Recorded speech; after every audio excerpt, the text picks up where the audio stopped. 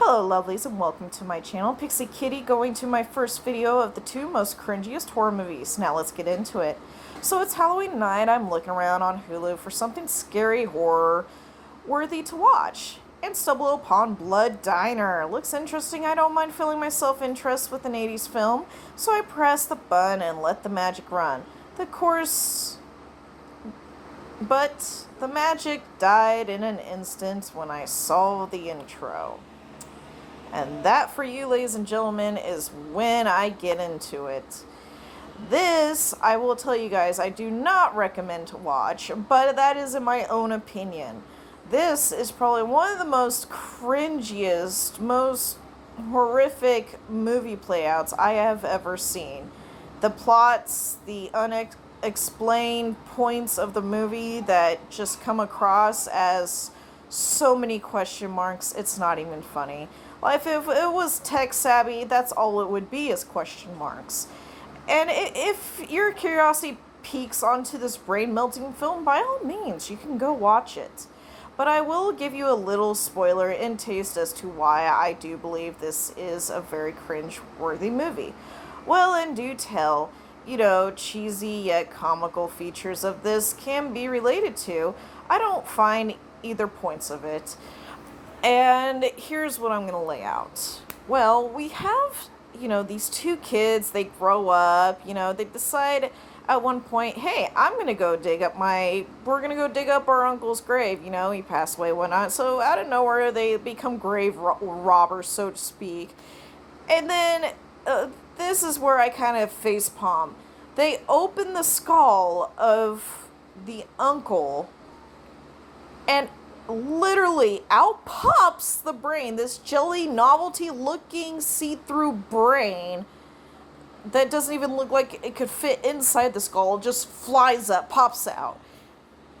And I'm like, okay, so it just magically could fly out of the skull itself. Yes, I am not dramatizing this. It literally, once the skull was cracked open, it flew up.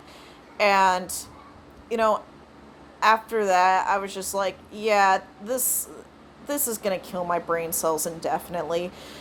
And I try to keep watching it. I try, guys. I can't really make it through the whole thing, but I tried. And as I proceed to watch this, my brain cells just slowly deteriorate.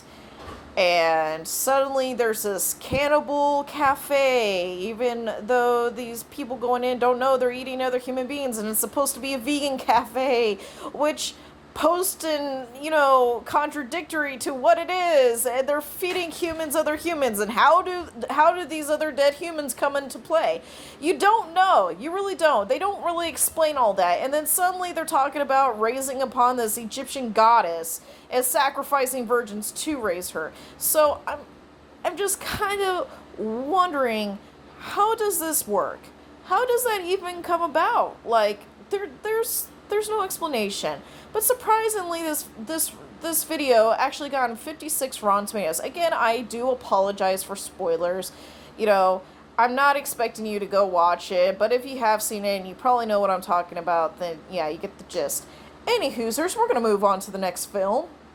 The second most cringiest one, which is up to date in 2020, Bad Hair. I do believe.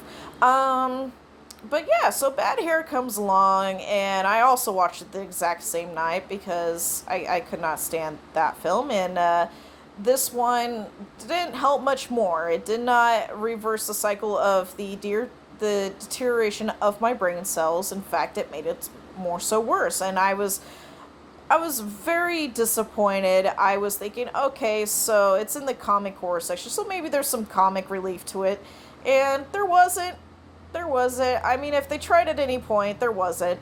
And if it was scary, it wasn't really scary. Though I would say one point is I will never, ever get a weave done, because that was the only frightening part, was watching them stick, certain things into the woman's head to put a weave in there.